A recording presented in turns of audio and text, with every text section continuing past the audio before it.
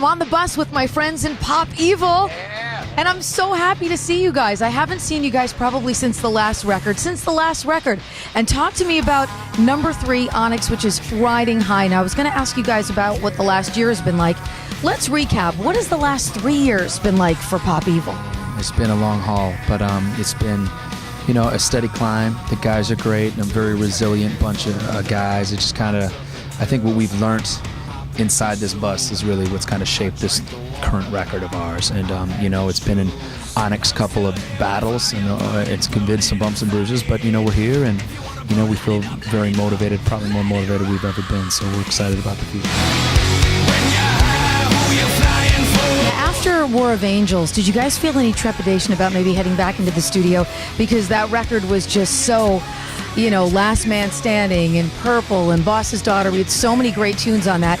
Did you feel like, this is going to be like Pressure City for us? How do we follow up this record? Yeah, for sure. I mean, that was a big topic on all of our minds, is thinking, not a lot of newer bands really get that extra chance. So it was sort of a do or die with this album, I think.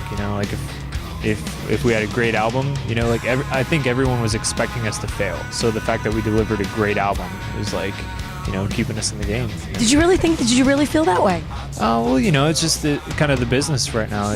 There's so many bands out there and so many good bands up and coming that there's really no room to mess up. I mean, the step that I took from where I was to, joining this band, and then I joined right before War of Angels came out, so I got to kind of ride, and really I was watching a lot of that. I was still learning and trying to take in what I could from these guys, and so when it was time for Onyx to be worked on, I'm very competitive. I played sports my whole life, and that's something Lee and I have always had in common, and Dave, and so I carried a very personal weight on my shoulders that I need to do whatever I can to make this record better also. Obviously it's not me against the old records, but in my head, it's a competition, and this album needs to be better. And there's when you look at it from the outside, when you look at what had changed from Pop Evil, from War of Angels to Onyx, and the obvious two things were Nick and I. So if the record wasn't better, then that's a lot of pressure. So but Chachi and Nick's fault. Well, Chachi and Nick too, you guys want to make your mark on the band and sort of be like, hey, I'm in this band now, I'm a part of this band, and you guys want to sort of make your mark on the band and feel like you've really put your stamp on. Yeah, I mean, when I first joined the band, I was playing all these songs that I had nothing to do with. I was just kind of almost like playing covers in a sense. And so with this record, it's like my first chance to actually, this is me, this is my sound, and I feel like we have a lot more unity on this album. It's insane. I mean, we played with many great bands in our career. I mean, it reminds me of Bodies Hit the Floor by Drowning Pool, and of course, Out with Papa Roach right now, it reminds me of Last Resort. When you see those guys live, you see just the power of what one song and one big hit can do for you, and Trenches is just insane. I mean, I think we talk about it all. I mean, obviously just getting off a tour in Canada, just seeing people, and already having successful radio songs, but to see what people do with a song like that is definitely powerful. It's definitely motivation to help us get back in, and just reminds us that the hard work we did leading up to Onyx was we were on the right path. And to do that, it takes that unity. It takes 5 guys come together saying, hey, we understand each of our positions, and we try to motivate each other at the positions we are not. And I think that was the difference between Onyx and this album than the previous records. Yeah, definitely. And I think every record too, you guys become known as being an amazing live band.